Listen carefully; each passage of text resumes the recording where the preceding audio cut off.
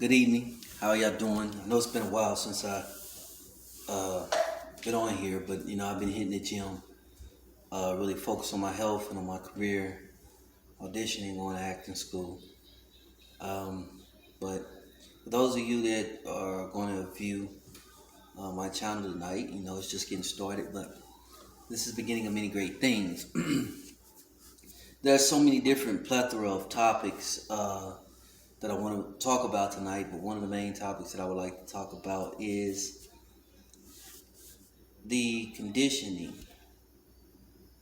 of us as men and women. And I mean conditioning from the standpoint of, uh, physical conditioning, emotional conditioning, spiritual conditioning. There's a lot of fights right now going on in the minds of many of our people.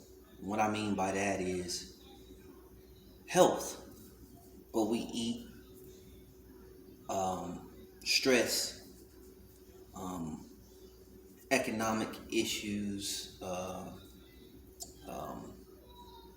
mental health. All these aspects are extremely important. There's a lot of different channels right now online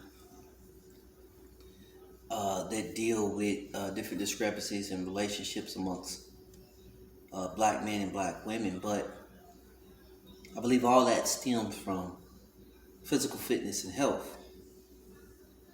Uh, and I believe that physical fitness and health is a combination of many different uh, things.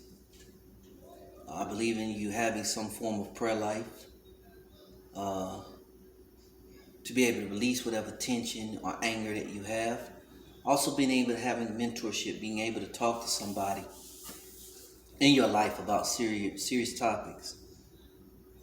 Um, Also having an outlet, whether it be weight training, whether it be getting massages. All these things are important and vital to your well-being. These things also make you very whole in relationships. There have been direct studies by Dr. Joel Furman, by Dr. Milton Mills, topics concerning how food, what we eat, directly affects our health, directly affects our mental aptitude and our mental state of mind, our attitude. They did a study where they changed the nutrition in prisons, and they found out that through changing diet and nutrition, the mental capacity and thought process of the prisoners changed and made them less violent. And there's studies that are out right now that are in neighborhoods where I come from, in Dallas, Texas, Oak Cliff, uh, and even studies here in Atlanta, Georgia, where I reside right now, that coming from those areas, much of the food that are put in those areas or that we eat in those areas uh, are to have a direct effect to violence. I also believe that this is true in relationships.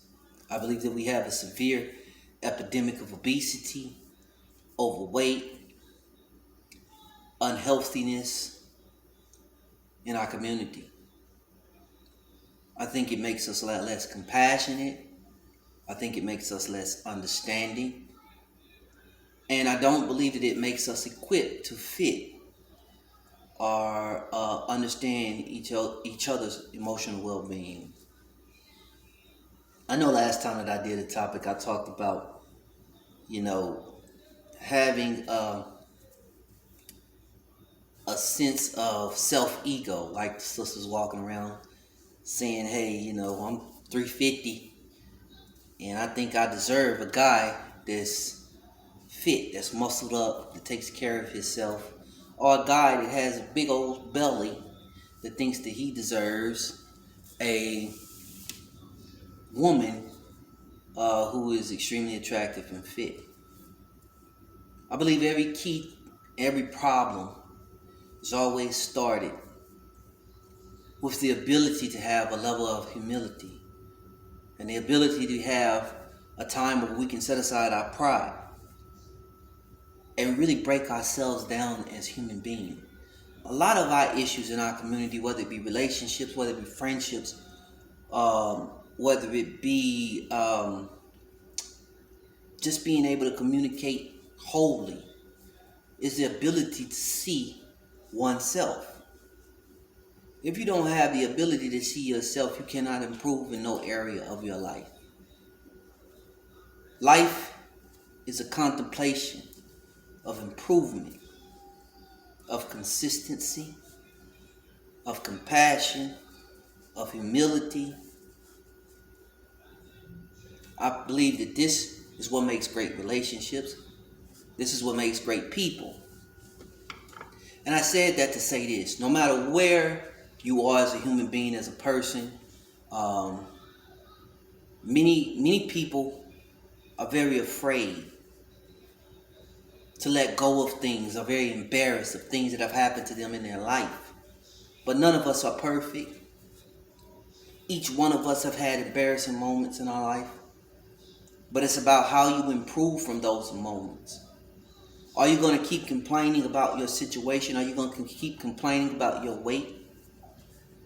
Or are you going to get up and do something about it? If you're broke, are you going to get up and stop complaining about being broke and go out and make some money?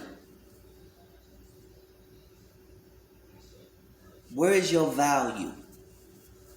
And what is your value in?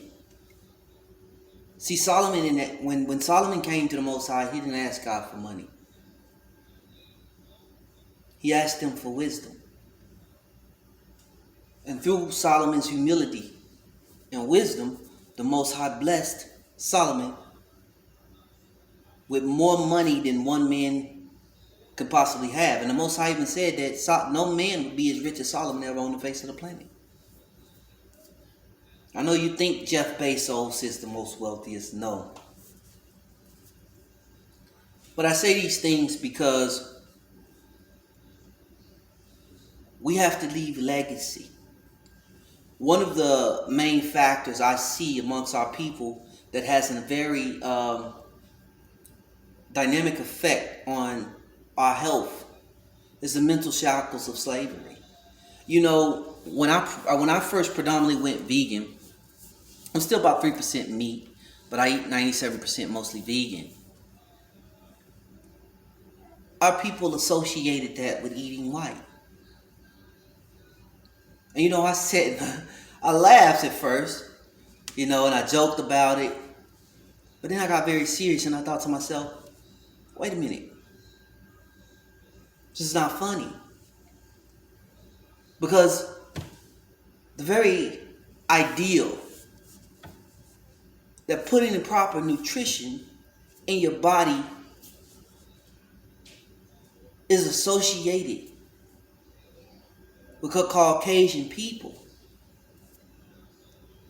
Excuse me. It's a very deep psychological mental illness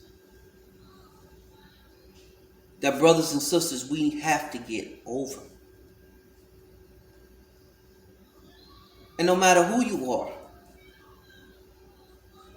you have to get over that too.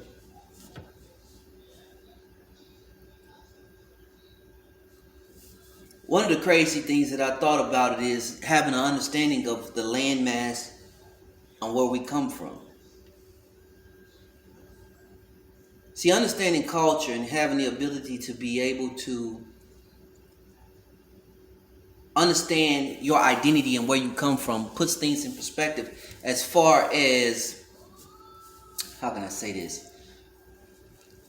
As far as understanding the foods that you ate and the things that were proper nutrition from the landmass that you came from.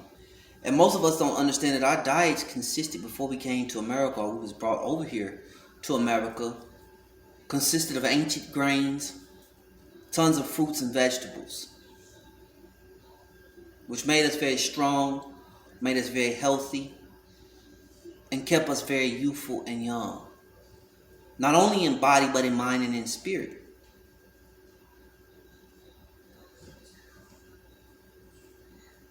So Watching for the things that you put in your body is like medicine.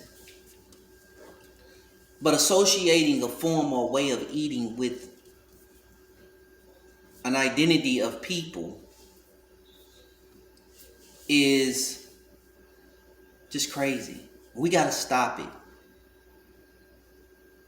We have to really stop it. And we have to be able to see our errors in our own ways. And I'm only telling you this because it's something that I'm passionate about. Because I care about you. I care about your well-being. And I know many of you out there are struggling with diet. You're struggling with exercise. Which, whether or not you know, is directly tied to your mental illness. It's tied to you being irritable. It's tied to how you deal in personal relationships. Because you're not happy with yourself. You're not happy with the way you look. And psychologically, this has an effect. So, brothers, I don't want you walking around with beer bellies and amassing this fake level of confidence. Sisters, I don't want you walking around like Big Bertha, walking around with this fake level of confidence. Because at the end of the day, you know when you go home,